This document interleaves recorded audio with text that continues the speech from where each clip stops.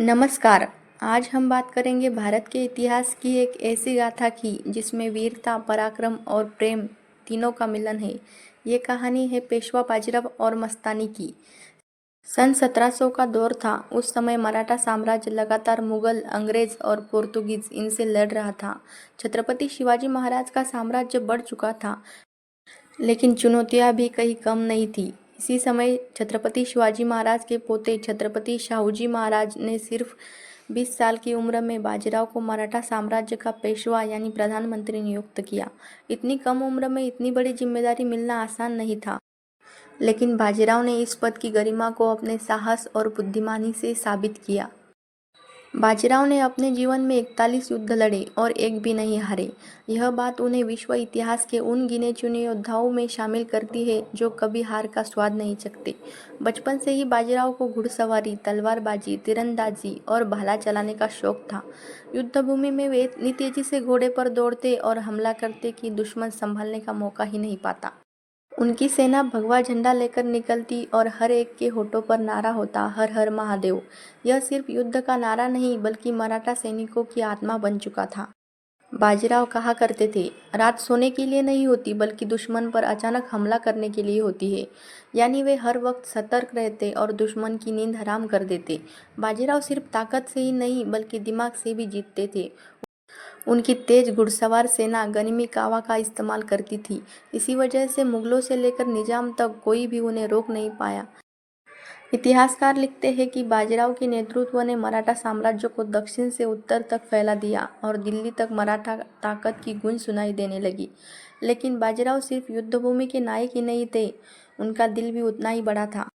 उनके जीवन का सबसे चर्चित अध्याय है उनकी प्रेम कहानी मस्तानी। मस्तानी बुंदेलखंड के राजा छत्रसाल बुंदेला की बेटी थी। बेहद खूबसूरत, विदुषी और कला व राजनीति दोनों में निपुण। जब छत्रसाल पर मुगलों ने हमला किया तब बाजीराव ने उनकी मदद की और उन्हें गद्दी पर वापस बैठाया।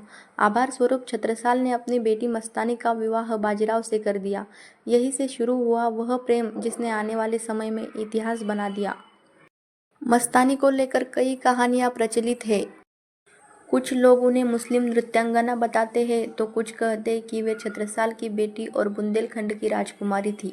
असल में मस्तानी बेहद बहुमुखी व्यक्तित्व वाली महिला थी। वे कृष्ण भक्त थी, व्रत रखती थी, भजन गाती थी, लेकिन साथ ही साथ रोजा और नमाज भी अदा करती थी। यानी उन्होंने धर्म की दीवारों को तोड़ दिया था। वे सिर्फ खूबसूरत ही नहीं थी बल्कि राजनीति, कूटनीति, नृत्य, संगीत और यहाँ तक कि युद्धकला में भी निपुण थी। यही कारण था कि बाजीराव का दिल उन पर आ गया। हालांकि मस्तानी को पेशवा परिवार ने कभी पूरी तरह से स्वीकार नहीं किया। बाजीराव की पहली पत्नी काशीबाई थी और समाज मस्तानी को दूसरी या रखेल के स्वरूप में देखता था। लेकिन बाजीराव ने समाज की परवाह किए बिना मस्तानी को सम्मान दिया। वे उनके साथ शनिवारवाड़ा के महल में रहते थे, जो पुणे में उनका मुख्य निवास था। मस्तानी से उन्हें एक बेटा हुआ, उसका नाम है शमशेर बहादुर। बाजीराव ने उसे भी जहांगीर दी और पूरी पहचान दी। इतिहास में कहा जाता है कि बाजीराव की मृत्यु 28 अप्रैल 1740 को हार्ट स्ट्रोक से हुई। उस समय वे सिर्फ 40 साल के थे। लेकिन इससे भी बड़ा रहस्य है मस्तानी की मौत। कुछ लोक कथाएं कहती है कि मस्तानी ने बाजीराव की मौत की खबर सुनकर जहर खा लिया। कुछ कहते हैं कि बाजीराव की चिता में कूद गई, लेकिन सच्चाई आज भी रहस्य है। इतिहासकार मानते हैं कि मस्तानी की मृत्यु पहले हो चुकी थी, लेकिन इस खबर को परिवार ने छिपाकर रखा और बाद में बाजीराव तक पहुंचाया। पेशवा बाजीराव एक ऐसे योद्धा थे जिन्होंने युद्ध में कभी हार नहीं मानी और अपने पराक्रम से मराठा साम्राज्य को नई ऊंचाई दी। वही मस्तानी उनकी जीवन संगिनी जिन्होंने प्रेम और समर्पण की मिसाल कायम की। बाजीराव की वीरता और मस्तानी का प्रेम दोनों को मिलकर एक ऐसी दास्तान बन गए जो आज भी लोगों के दिल में जिंदा है। इसी वजह से लोग उन्हें शिवाजी महाराज का अवतार मानते हैं और मस्तानी को उनकी प्रेम कथा की आत्मा। ये थी पेशवा बाजीराव और मस्तानी की गाथा, वीरता, राजनीति और प्रेम का संगम। देखने के लिए धन्यवाद।